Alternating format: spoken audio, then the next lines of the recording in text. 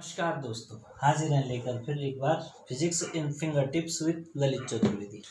आज हम बात करेंगे कैपेसिटेंस और कैपेसिटर पर। पिछले वीडियो में हमने आपको बताया था चालक और अचालक के बारे में। तो हमने ये बताया था कि चालक में मुक्त आवेश होते हैं एज ए चार्ज कैरियर, जबकि अचालक में इक्वली डिस्ट्रीब्यूशन और टाइटली बाउंडेड जो इलेक्ट्रॉन होते हैं न्यूक्लियस से टाइटली बाउंडेड होते हैं, यानी वो फ्री मूवमेंट नहीं करते, इसीलिए वो चालन में सहयोग नहीं करते। अब यह समझना है कि what is capacitance and what is capacitor. तो जब कोई चालक होता है, चालक में आवेश को धारण करने की क्षमता, आवेश को धारण करने की क्षमता धारिता कहलाती है।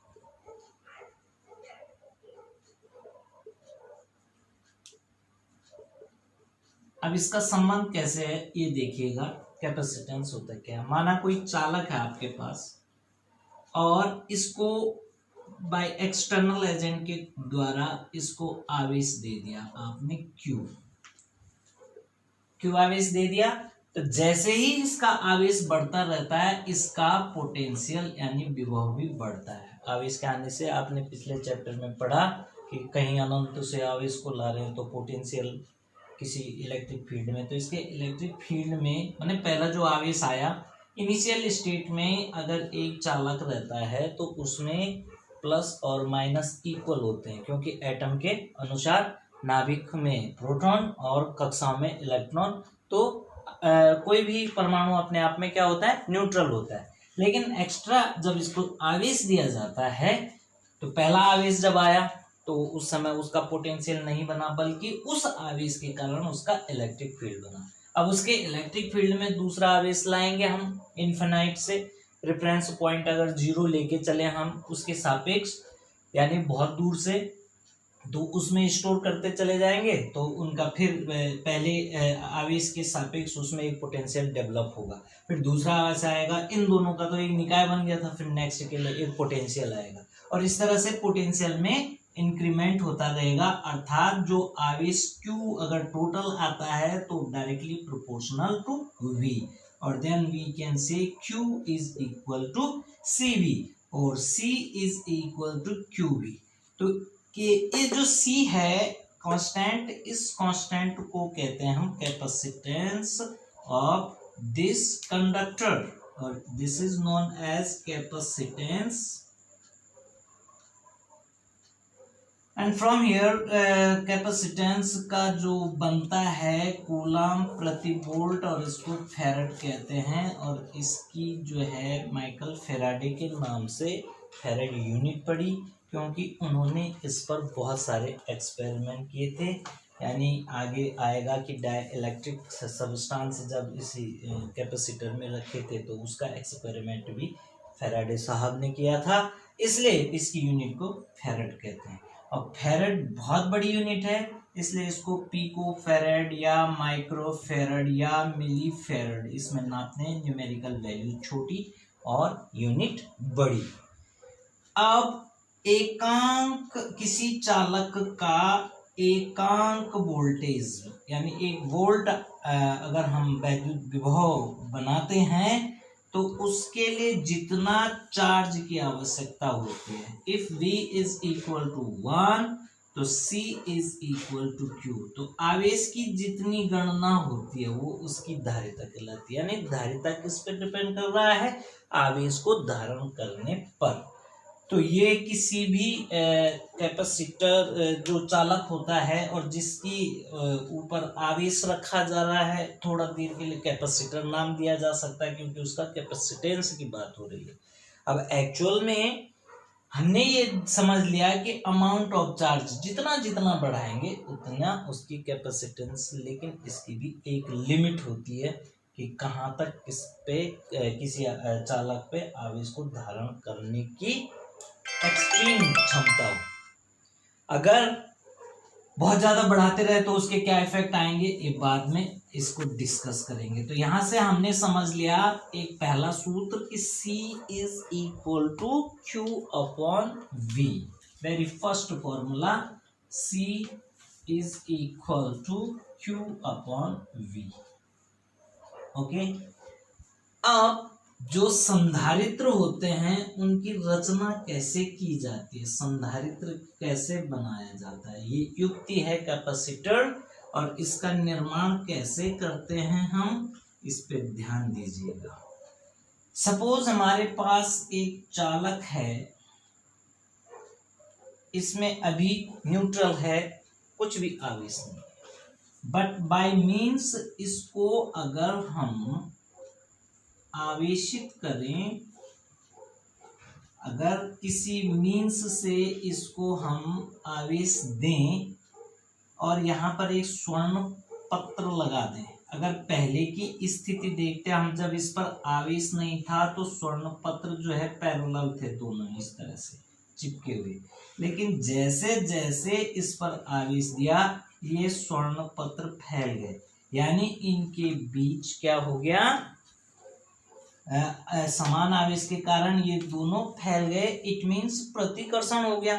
अब ये प्रतिकर्षण इतनी मात्रा में दिख रहा है, देखिए अब इसके सामने एक दूसरा चालक ले आते हैं, इसके सामने दूसरा चालक ले आते हैं, तो इसके जो मॉलिक्यूल्स हैं प्लस माइनस वाले फ्री मॉलिक्यूल्स, जो फ्री इलेक्ट्रॉन्स हैं, वो इस प्लस के कारण प्रेरित हो जाते हैं इस ओर। तो हम क्या पाते हैं कि ये थोड़ा सा यूं सिकुड़ जाता है, इट मीन्स इसमें आवेश के जो पहले की मात्रा थी वो कम सी महसूस हो रही है इस इंडक्शन के कारण, और जो पॉजिटिव चार्ज था वो इधर आ गया, इस तरह से एक रचना बन गई।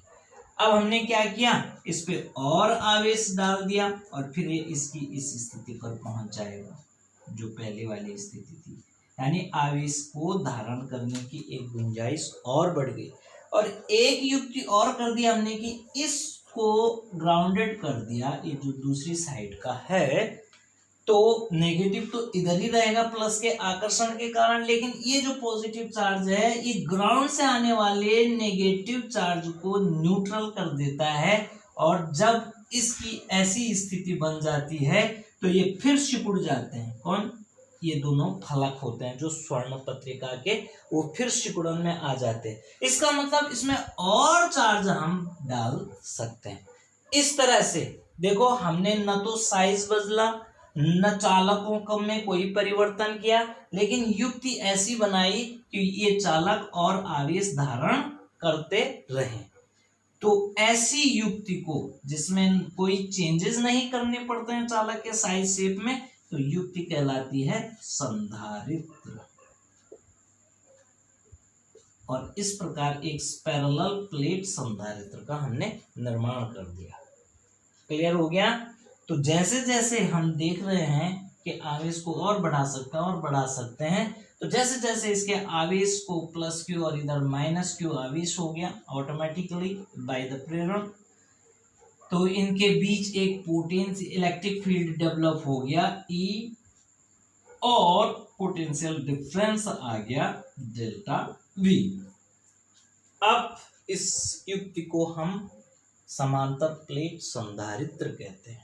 अब हम क्या कर सकते हैं, एक लीनियर वाले भी बना सकते हैं और एक प्लेट लेकर के भी बना सकते हैं, एक सिलिंड्रिकल बाहर की ओर से और एक अंदर की ओर से, इस तरह से सिलिंड्रिकल क्या बना सकते हैं हम, कैपेसिटर।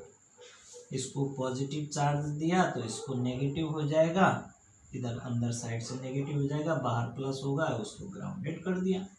और एक स्फेरिकल टाइप का होता है, प्लस चार्ज अंदर वाले को दिया और माइनस चार्ज बाहर वाले को दिया कैसे, इस तरह से, यहाँ पर पॉजिटिव टर्मिनल ऑफ बैटरी और इधर negative terminal of battery, same thing happens here. तो इधर क्या आ जाएगा, अंदर की ओर नेगेटिव चार्ज आ जाएगा। तो इस तरह से हम एक दो सीधा रेखीय तार से लेकर के भी हम क्या बना सकते हैं, संधारित्र बना सकते हैं। इस पर पॉजिटिव आ जाएगा और इस पे नेगेटिव। ठीक, प्लेट्स से बना सकते हैं, समांतर प्लेट्स से, इस तरह से, सिलिंड्रिकल से, स्फेरिकल से। तो ये युक्ति हमें समझ में आ गई है कि हमारे पास कम से कम 2 चालक है। एक चालक को हमने आवेश दिया पॉजिटिव, दूसरे में due to induction positive side आ गया नेगेटिव चार्ज और अपोजिट साइड आ गया पॉजिटिव चार्ज। उसको अगर ग्राउंडेड कर दिया तो जो नेट युक्ति बन गई वो कैपेसिटर बन गई। तो कैपेसिटर बनाने का ढंग आपको ढंग से समझ में आ गया होगा और कैपेसिटर के टाइप्स भी समझ में आ गए होंगे। अब हम एक चीज बात करते हैं, हम जानते हैं कि एक स्फेरिकल टाइप का लेते हैं संधारित्र, उससे आगे बढ़ाते हैं आइसोलेटेड चालक के लिए। माना एक स्फीयर है हमारे पास और एक आउटर स्फीयर है हमारे पास, 2 स्फीयर है, ये पॉजिटिवली चार्ज्ड है और ये बाहर वाला नेगेटिवली चार्ज्ड है। इसकी रेडियस a है और इस बाहर वाले की रेडियस b है। ओके, अब हमने क्या किया कि प्लस चार्ज को इनक्लोज्ड करते हुए एक गॉसियन पृष्ठ खींच दिया जिसकी रेडियस r है। अब इस गॉसियन पृष्ठ से अगर इसको हम प्लस q चार्ज कहेंगे तो बाहर का हो गया माइनस q और सेंटर से इस जो गॉसियन पृष्ठ का सरफेस है उसको हम कह देंगे r। तो by definition of Gauss theorem we know that enclosed integration E dot ds is equal to q upon epsilon naught।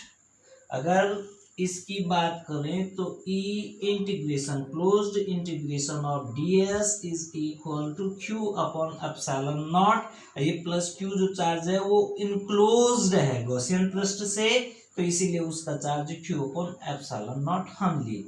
अब E और ds कितना हो जाएगा गॉसियन पृष्ठ का, जिसकी त्रिज्या r है, 4 pi r square is equal to q upon epsilon naught. Thus E is equal to q upon 4 pi epsilon naught r square, ये हम जानते हैं।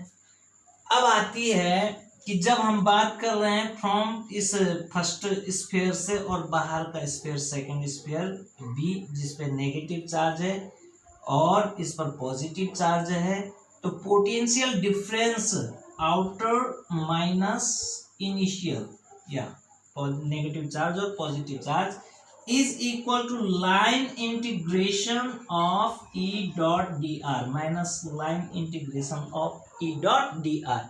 ये हमने उसमें बताया था जब रिलेशनशिप निकाला था इन दोनों का, पोटेंशियल और इलेक्ट्रिक फील्ड का। पिछला वीडियो जरूर देखना जहाँ पे मैंने इस रिलेशनशिप को सिद्ध भी किया था। तो this difference is known as delta V is equal to, अब डेल्टा V का हम मैग्नीट्यूड लेंगे। अगर हमें ये लग रहा है कि माइनस का कम होता है पॉजिटिव का ज्यादा होता है, हायर पोटेंशियल पॉजिटिव को कहते हैं और लोअर पोटेंशियल नेगेटिव को कहते हैं, तो इनका डिफरेंस नेगेटिव आएगा ऑब्वियसली। तो नेगेटिव का हमने मैग्नीट्यूड ले लिया, is directly proportional to integration of E की वैल्यू पुट कर देंगे हम Q upon 4 pi epsilon naught r square, okay, और इंटू डी आर। जब इसका डेल्टा V का वैल्यू फाइंड आउट करेंगे तो Q upon 4 pi epsilon naught बाहर निकाल दिया और integration from A to B, from A to B 1 upon r square D R, 1 upon r square D R. तो delta V is equal to minus Q upon 4 pi epsilon naught 1 upon r, minus आ जाएगा तो minus minus plus हो जाएगा A to B, और thus we can say delta V is equal to Q upon 4 pi epsilon naught upper limit यानी A minus lower, upper limit minus lower limit, 1 upon B minus 1 upon A। Okay. And from here इसको हमने आपका potential difference के case में भी समझाया था। This is the relationship बना था जो ईडीआर का, और यहां से हम v की जो वैल्यू बोल सकते हैं delta v is equal to q upon 4 pi epsilon naught a minus b upon A B. Is that clear? अब by the definition of C is equal to capacitance, spherical capacitor C is equal to Q upon V। यहाँ पर हम delta V कह सकते हैं, जो difference between two sphere निकाला है पोटेंशियल डिफरेंस, तो Q की जगह Q upon 4 pi epsilon naught A minus A B upon A minus B आ जाएगा। ओके। अब यहां पर से C is equal to Q upon, यहाँ पे थोड़ा सा मैंने लिखने में गड़बड़ी कर दी है, Q अपॉन डेल्टा V का मान ढंग से रखेंगे, Q upon 4 pi epsilon naught A minus B upon A B.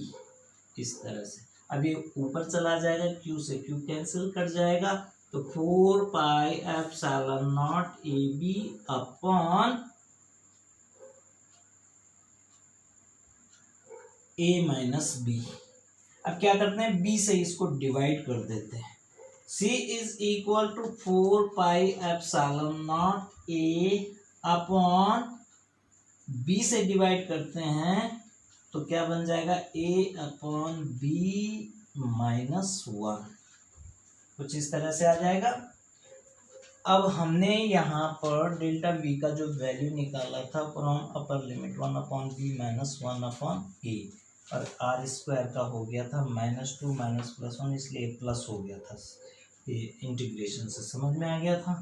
ठीक है, तो कितना आया था, A minus B upon A B, तो A B upon A minus B.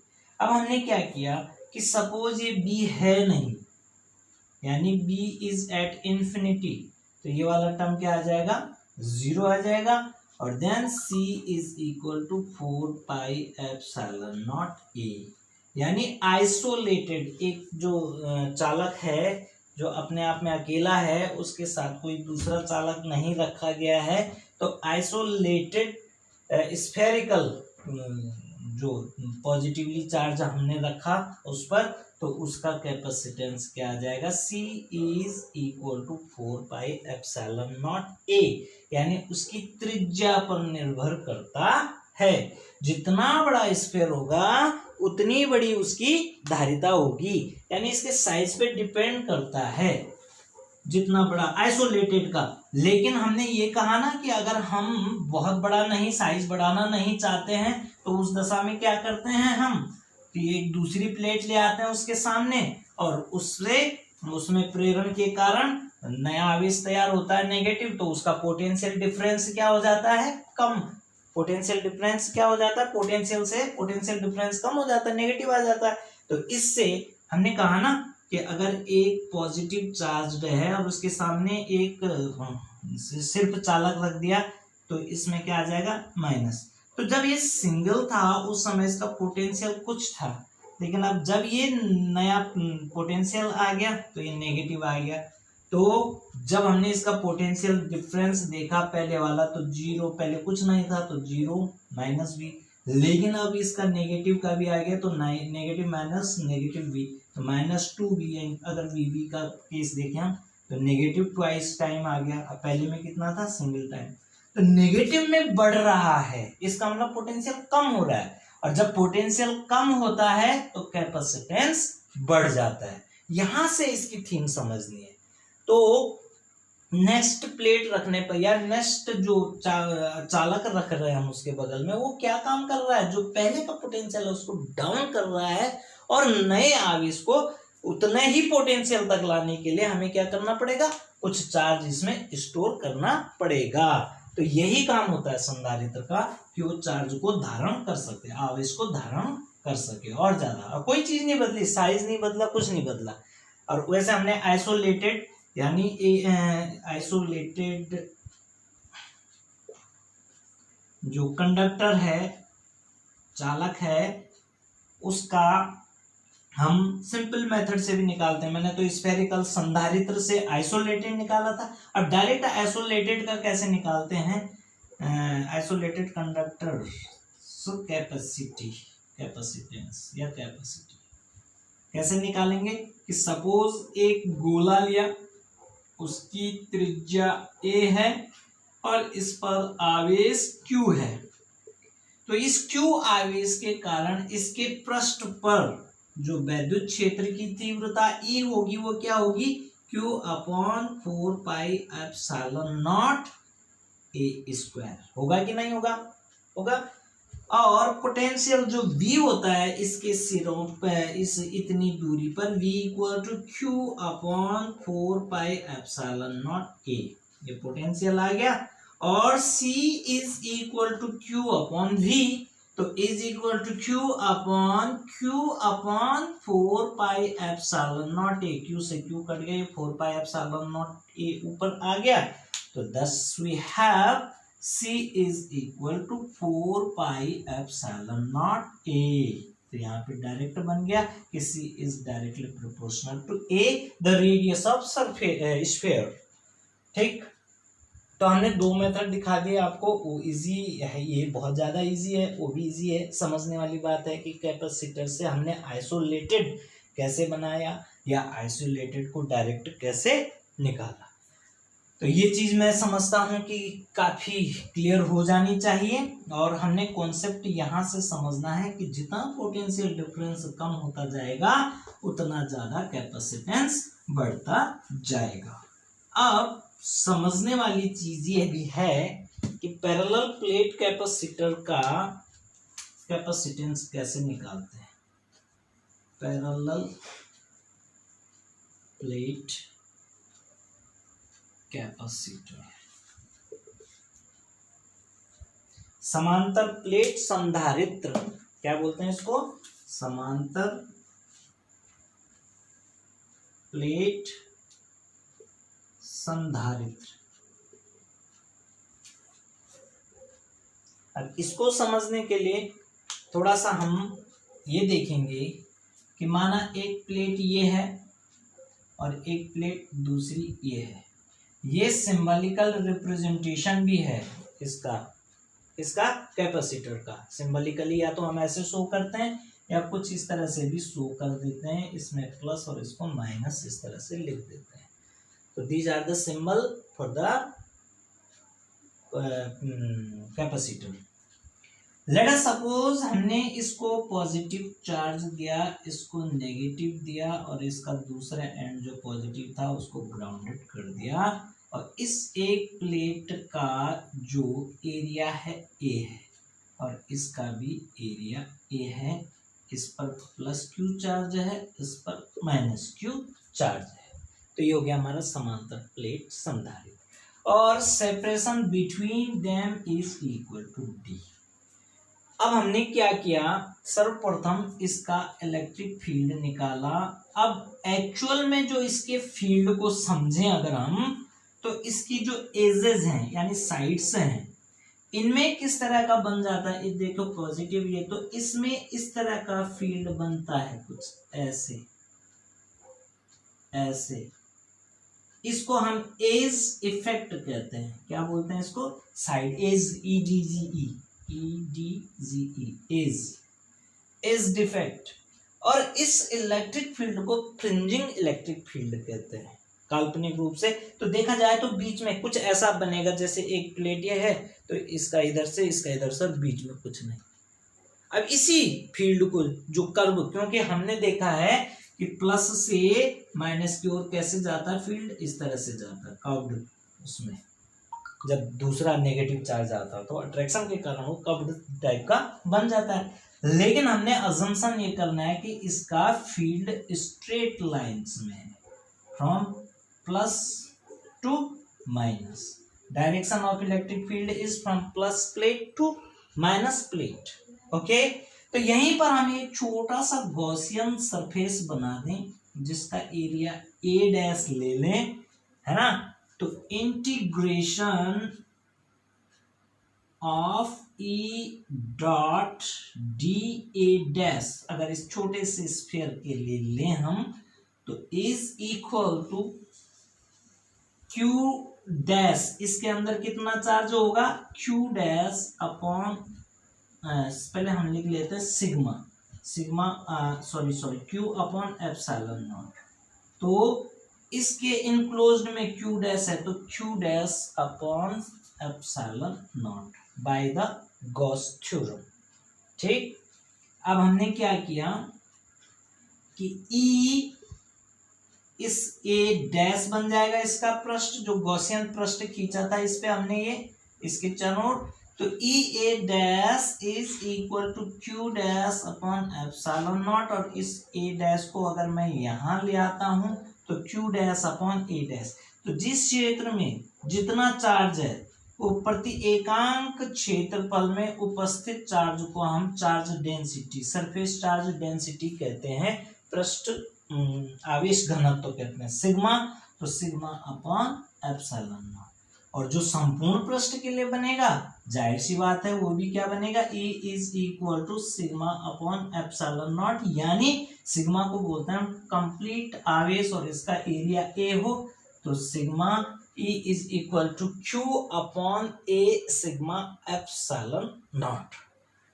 और जब हम करते हैं इस छोटी इस डिस्टेंस पे पोटेंशियल, माना इस प्लेट से यहां तक का डिफरेंस ds है और टोटल डिफरेंस दोनों के बीच d है, देखो स्मॉल डिफरेंस क्या लिया, ds, तो we know that minus v due to minus अंतिम minus previous v plus potential difference delta v, इसने नेगेटिव आना है लेकिन हमने इसको क्या ले लिया, मैग्नीट्यूड ले लिया, delta v is equal to integration E dot D R, ये परमानेंट फॉर्मूला है, line integration of electric field is equivalent to potential difference.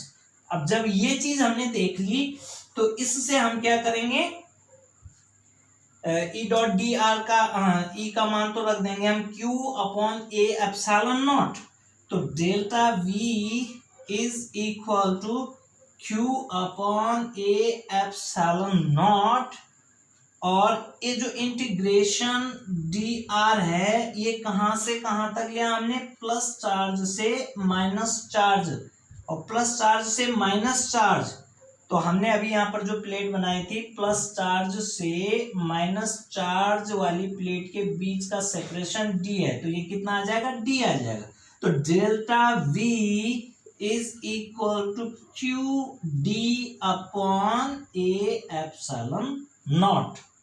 Okay, अब by the definition of capacitance C is equal to Q upon delta v, यानी Q upon A epsilon naught, और ऊपर into d, Q से Q cancel, ये ऊपर आ जाएगा, तो C is equal to epsilon naught A upon D। ये कैपेसिटेंस हो गया समांतर प्लेट संधारित्र का। तो हमने देखा कि C is directly proportional to A, जितना बड़ा प्लेट का एरिया होगा उतना ज्यादा उसका कैपेसिटेंस होगा, और जितना उनका 1/d inversely proportional to separation between them, तो जितना सेपरेशन कम होगा उतना कैपेसिटेंस ज्यादा होगा। इस d को कम होना चाहिए, क्लोजर टू ईच अदर होना चाहिए दोनों प्लेट्स को, और जितना बड़ा उसका एरिया होगा उतना बड़ा कैपेसिटेंस होगा। तो आज थोड़ा सा हमने आपको बताया कि व्हाट इज कैपेसिटेंस और कैपेसिटर, हमने स्फेरिकल का, आइसोलेटेड स्फीयर का और पैरेलल प्लेट कैपेसिटर का वैल्यूज कैपेसिटेंस की निकाली। आगे इसमें और भी धमाकेदार चीजें आने वाली हैं, तो आप जो है वीडियो देखते रहेंगे, सब्सक्राइब करते रहेंगे और जो है बेल आइकन पुश करते रहेंगे ताकि नए वीडियोस आपको मिलते रहेंगे। बहुत बहुत धन्यवाद। और क्वारंटाइन डेज हैं आजकल, आप अपने घर पे रहिए और खूब अध्ययन कीजिए। Thank you.